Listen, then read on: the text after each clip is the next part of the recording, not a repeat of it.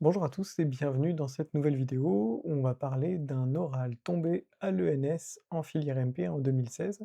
C'est un oral qui est accessible en première année, il s'agit juste d'un oral sur le groupe des permutations, donc il faut savoir ce que c'est qu'une permutation, la signature, etc.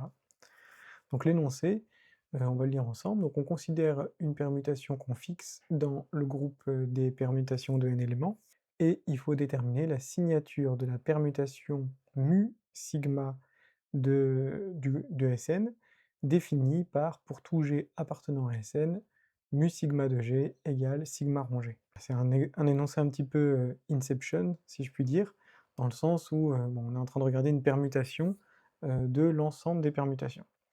Donc pourquoi est-ce que c'est le cas déjà, hein? Tout simplement, bah, mu sigma, c'est une application qui est bijective, parce que son inverse c'est mu sigma moins 1, d'accord?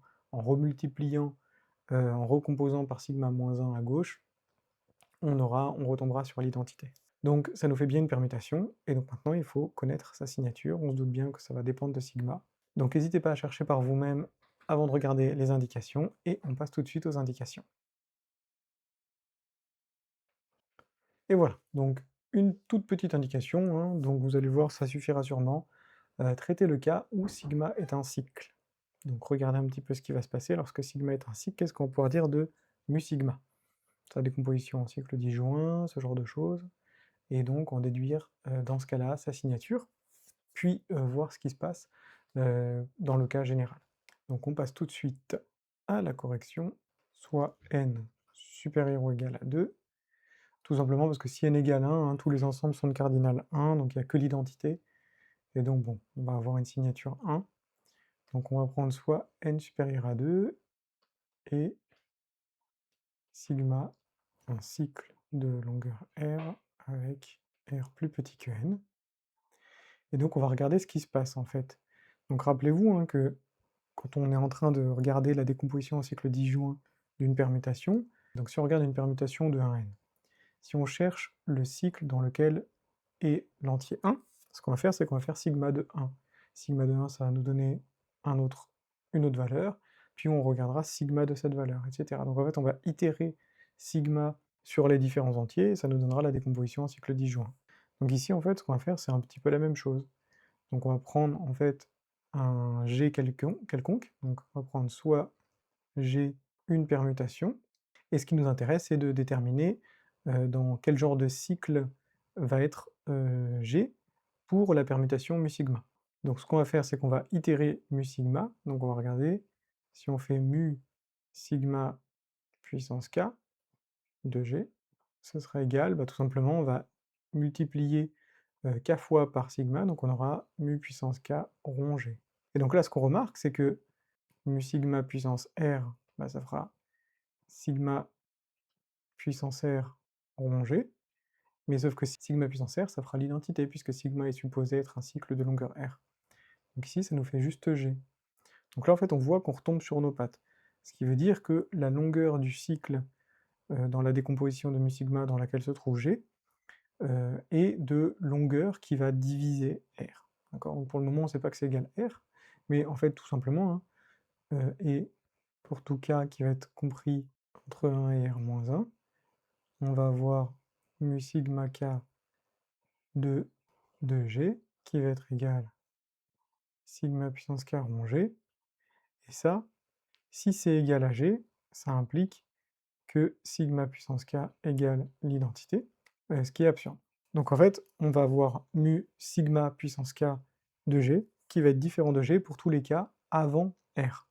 Ce qui veut dire que G, il va se trouver dans un cycle de longueur exactement R. Donc le cycle de la décomposition en cycle disjoint dans lequel se trouve G est de longueur R, exactement.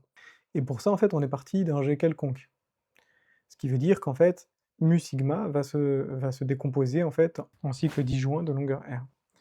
Donc mu sigma est un produit de cycle disjoint de longueur R. Et puisque tous les éléments en fait se trouvent dans un cycle de longueur R, ça veut dire que c'est tous les éléments vont être dedans. Et donc il y a donc n factoriel sur R cycle dans sa décomposition.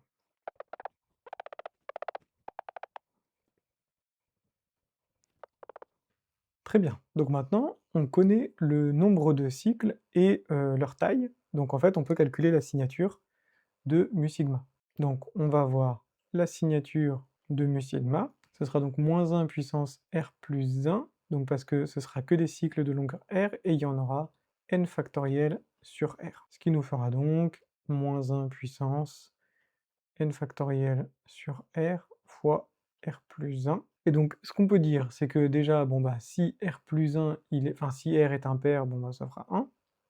Et en fait, ce qu'on remarque aussi qui est très intéressant, c'est qu'en fait, si n factoriel sur r, il est pair, bah ça fera toujours 1. On remarque que si n factoriel sur r est pair, ce qui est le cas lorsque n supérieur ou égal à 4, ou n égale 3 et r égale 2, voilà, donc en fait, dans quasiment tous les cas, ce qui va se passer, c'est que, on aura alors epsilon de mu sigma, ce sera égal à 1.